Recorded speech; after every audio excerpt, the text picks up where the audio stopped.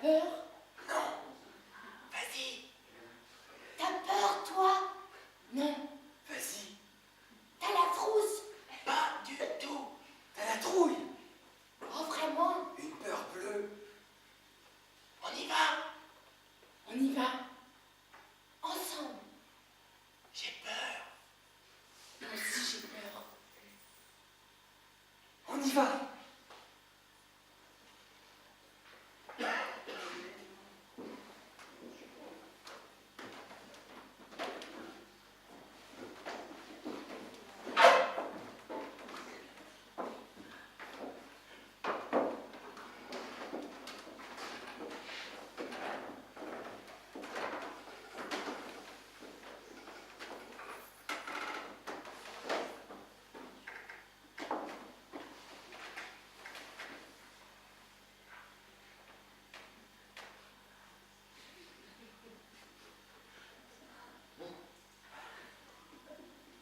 Je vis ma vie de bébé.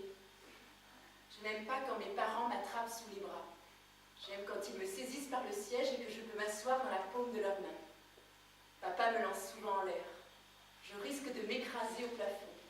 Pourquoi est-ce que les papas se sentent-ils obligés d'envoyer leurs gosses en l'air? Tout m'effraie. Je voudrais me cacher sous les couvertures et que les autres me laissent en paix.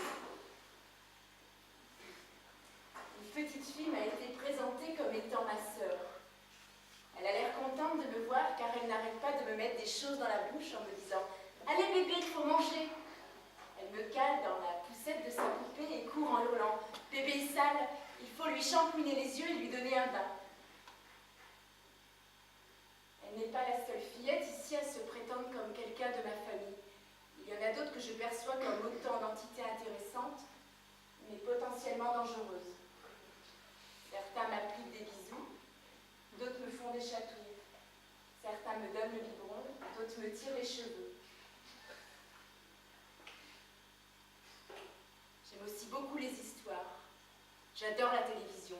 Elle me raconte des histoires, ça me fait oublier mes angoisses. Je suis couvert de baisers et d'attention. Ma mère me répète souvent que je suis le plus beau petit garçon du monde. Je me suis regardé dans le miroir et en effet, je suis ravissant.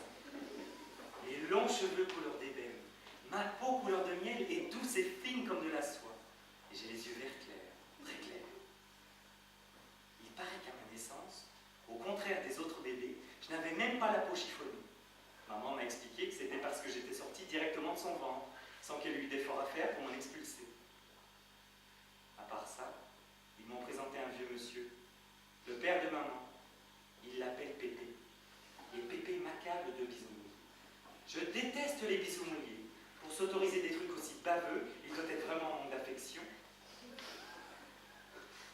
Le soir, j'exige qu'on allume une veilleuse auprès de mon lit pour ne pas être plongé dans l'obscurité. Sinon, j'ai l'impression que quelqu'un de malfaisant se dissimule sous le sommier et qu'il va m'attraper par les pieds. Je ne mange pas du tout. Je ne supporte que le doux et le sucré. J'aime ce qui est beau, gentil, sucré. Je dois me méfier. La cuillère arrive vers moi menaçante. Je vois cette purée jaunâtre, mal dégrossie. Cette purée qui sent la pomme et la terre.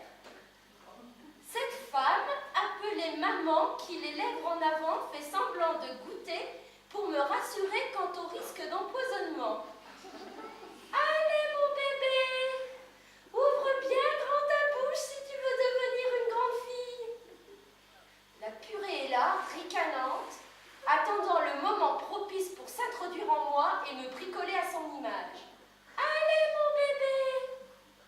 Ma mère fait des grimaces de speakerine en m'annonçant le programme des réjouissances.